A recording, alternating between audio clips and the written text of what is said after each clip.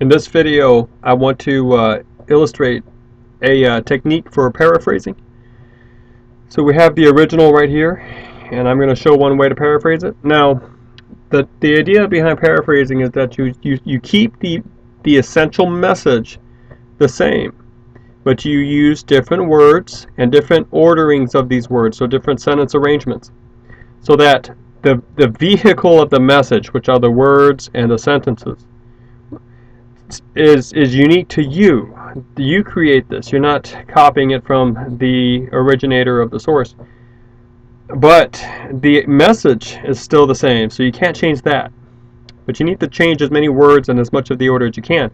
Of course, one way to do this, if you practice enough and are comfortable enough with paraphrasing, is simply to understand the essential message of the direct quote you have in front of you, then to close the book or the source or the site and to retype it or to rewrite it in your own words in such a way that you know it materially is it differs materially from the original. It has different words in it, but the message is the same. So, you know, the better you get at this, the more you can do it that sort of way, which is more or less a shortcut. But if you are not comfortable with paraphrasing, it's good for you to practice with some sort of plan in hand. And I want to discuss the plan of substituting out words you can substitute out, and then switching the syntax. So let's go ahead and look at this original. One of the phenomena of the 20th century has been the rapid growth of communism, with its semi-official religion of atheism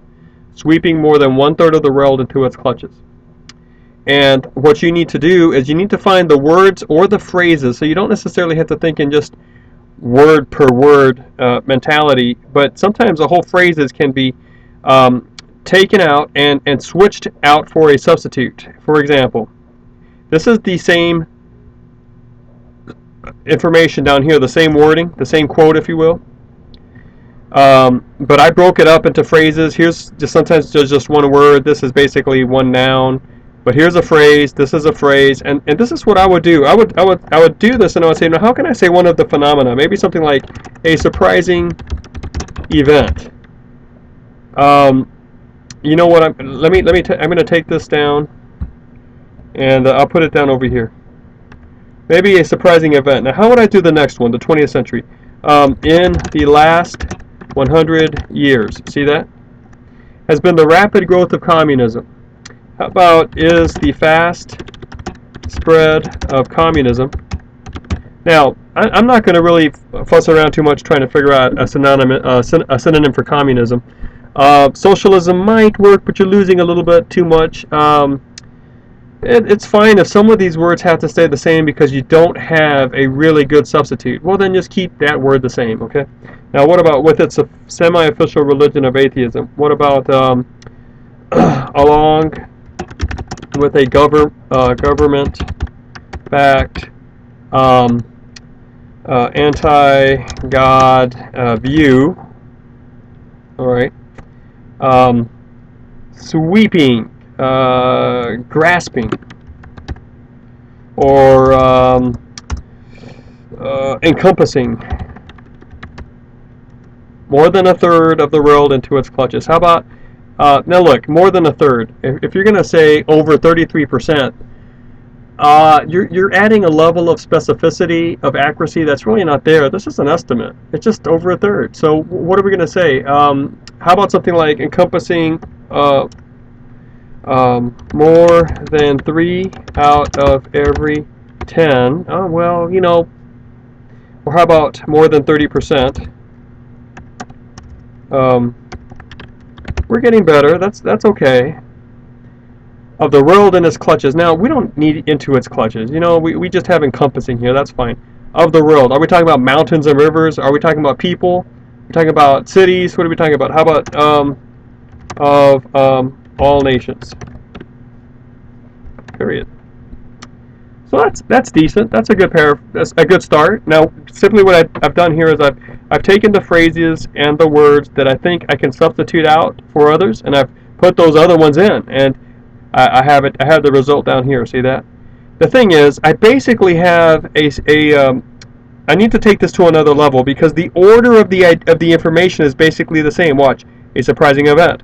One of the phenomena of the last 100 years of the 20th century is the fast spread of communism, has been the rapid growth of communism, along with a government-backed anti-God view, with its semi-official religion of atheism, encompassing, sweeping more than 30% of all nations, more than 1/3 of the world into its clutches. So I kept the order of the information the same. So the next thing I have to do is I have to start switching this around, and maybe maybe something like this: communism,